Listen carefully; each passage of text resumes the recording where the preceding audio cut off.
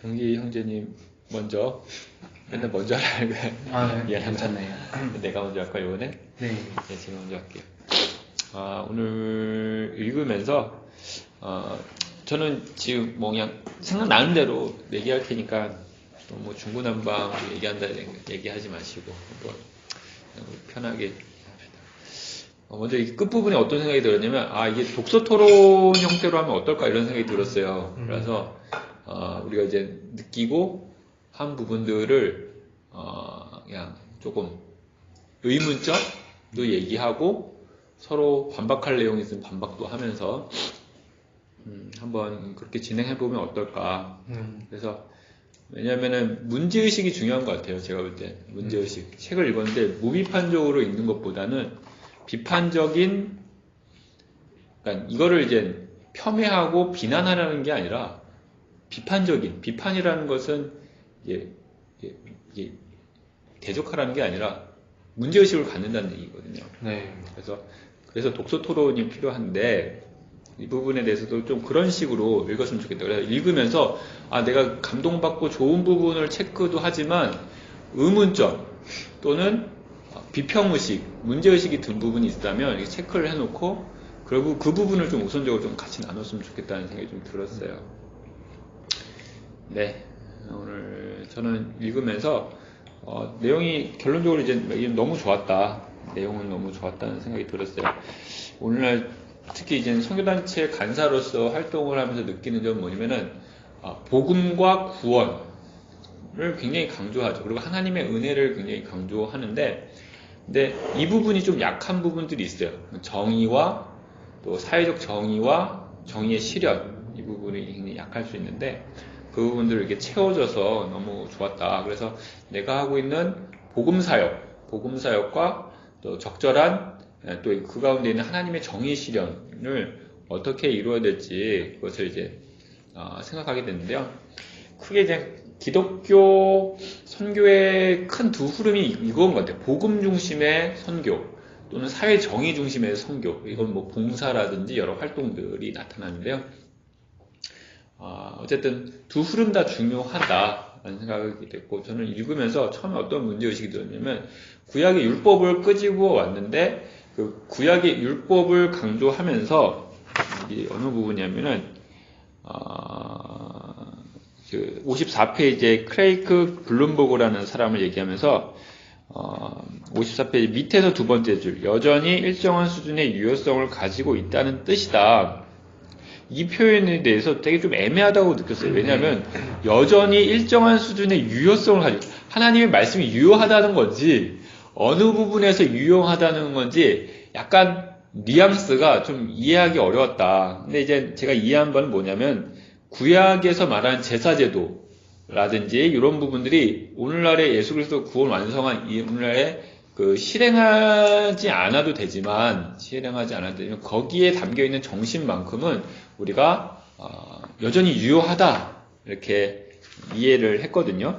네. 근데 이 말이 맞는 부분이 뭐냐면은 예수님이 그 성경을 폐하러 오신 게 아니라 완성하러 오셨다라고 얘기하셨고, 그리고 예수님께서 말씀하신 산상수훈 내용을 보면요,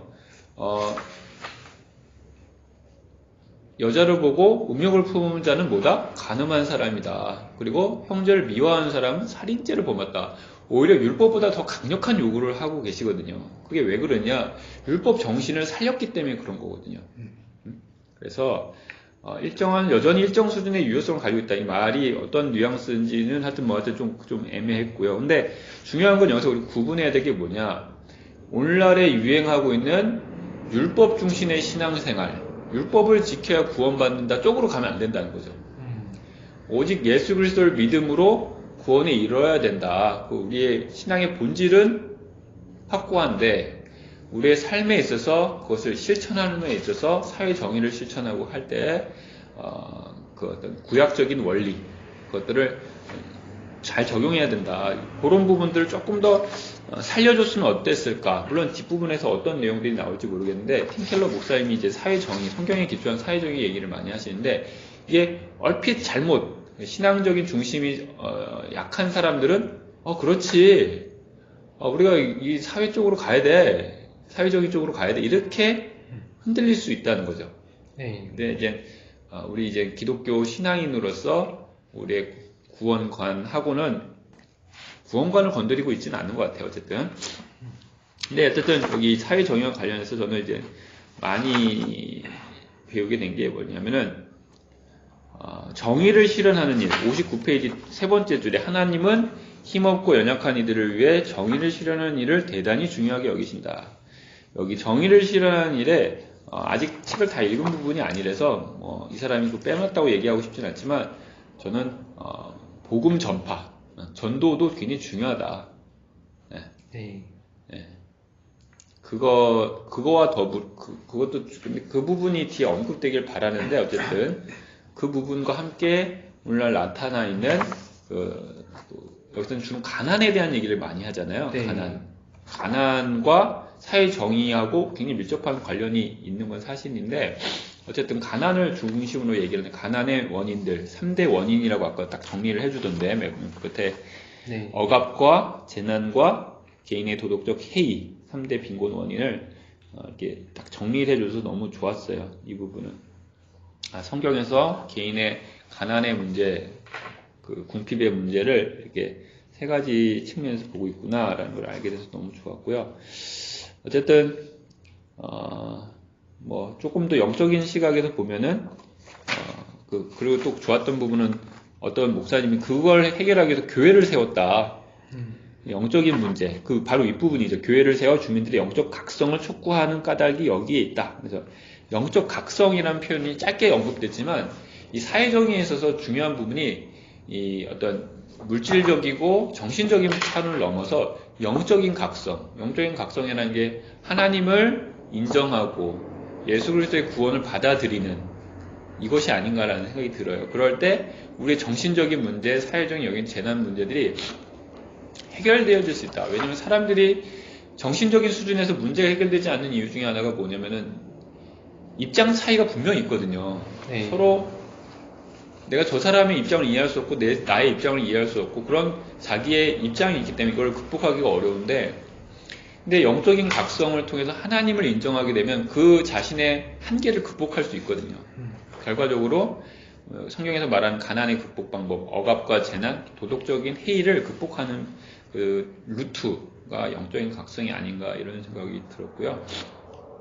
그래서 근데 전체적인 책의 흐름은 오히려 이제 어떤 사회적인 제도적인 측면 여기에 포커스가 맞춰져 있는 건 아닌가. 그렇다고 해서 무슨 영적인 각성만 해야 된다 저도 그런 생각은 안 하지만 조금 이후에 그런 내용이 나오기를 원하지만 그런 영적인 여기 간단하게 언급했던 영적인 각성이라고 표현한 이 단어를 균형 맞춰줄 수 있는 그런 부분들이 나왔으면 좋겠다라는 생각이 솔직히 조금 들었어요. 뭐 그런 내용이 없다 하더라도 이 책은 복음주의에 빠져 있는 그리고 은혜주의에 빠져 있는 크리스찬들이 봤을 때 자연스럽게 이 균형이 잡혀질 수 있도록 해주는 그런 힘은 될 수 있겠다라는 생각은 들었어요. 네, 이상입니다. 네, 저는 문제의식을 가지고 본 거는 사실 아니었어서 조금 피곤한 가운데 이제 들으면서 딱 생각한 것을 이제 기록해봤는데요. 이제 제가 들었던 문제의식은 69페이지에 성경의 명령들을 더 깊이 살피면서 균형적 잡힌 정책들을 뽑아내는 게 최선이다. 그 69페이지 첫 문단의 끝 말들 보고 그 다음에 두 번째 내려와서 이삭줍기 노예방 11주 2년 등등등 해가지고 이런 성경적 시각이 통상적으로 정의하는 자본주의나 전통 왕조의 봉건주의 또는 국가 사회주의의 범주들과 전혀 맞아떨어지지 않는다고 결론을 지었다고 그 연구자 크레이그 볼른버그의 어떤 견해를 통해서 이 챕터를 열었고 또 그 견해를 계속 이어가고 있는데 사실 약간 비교만 하고 있지 좀 뭔가 구체적인 해결책은 을 제시하고 있다고 보여지진 않으세요. 그러니까 성경에 하나님의 어떤 공의성, 하나님의 정의성이 어떠한 속성이 있고 이것은 세상과 다르다. 약간 이런 부분 알려주는 거는 오케이인데, 근데 그거에 대해서 뭐 여지를 남겨두는 느낌만 있고 실제적인 어떤 해결책을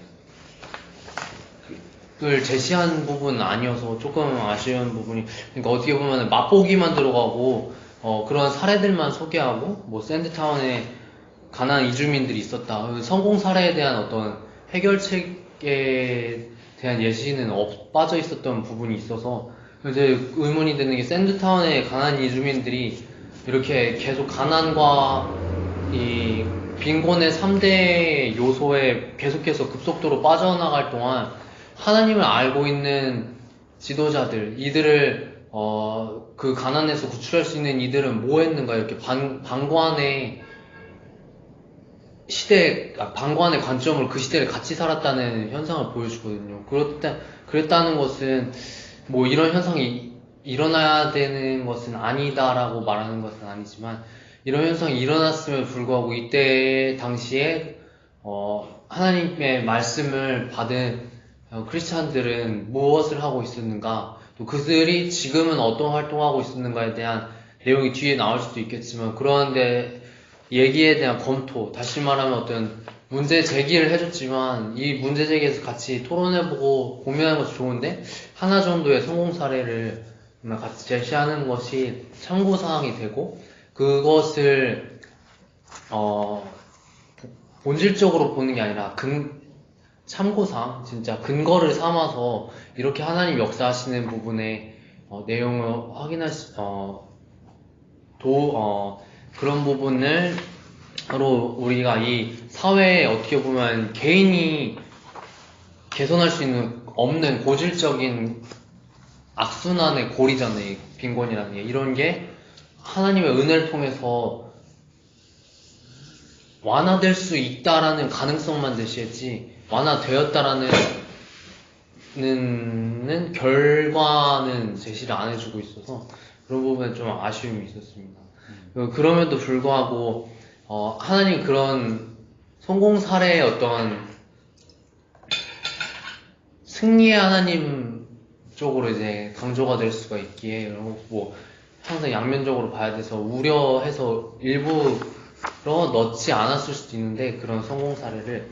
근데 하나님은 성공 사례가 별개로 하나님의 속성에 대해서 여전히 집중하고 있어서 좋았습니다. 그 속성이 은혜의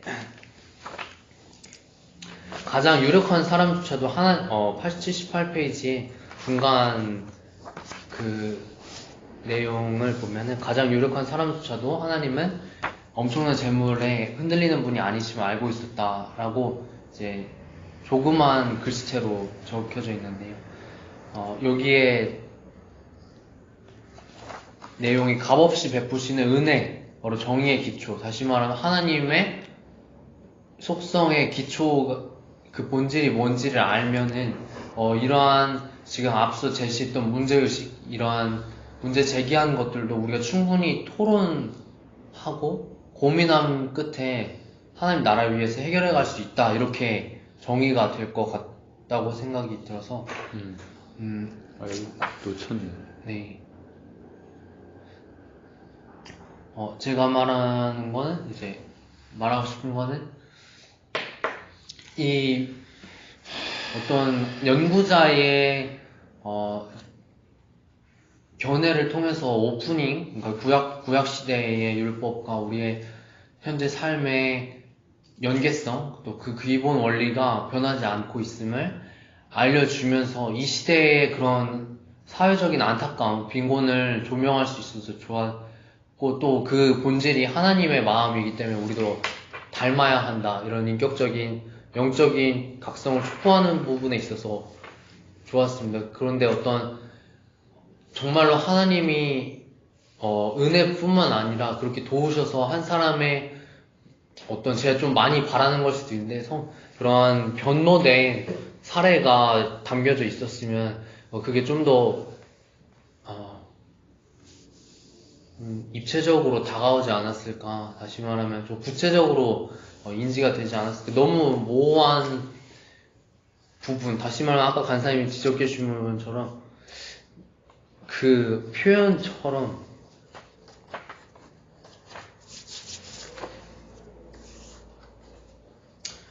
여전히 일정 수준의 유효성을 가지는 것 마냥 소개를 하고 있어서 네, 그 부분이 안타깝습니다.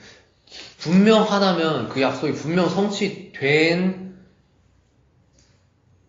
사례도 있다고 생각을 하는데 사례가 될 것이다, 뭔가 희망 고문하는 느낌이 아닌가라는 조금은 안타까운 생각을 해봤습니다. 네, 감사합니다.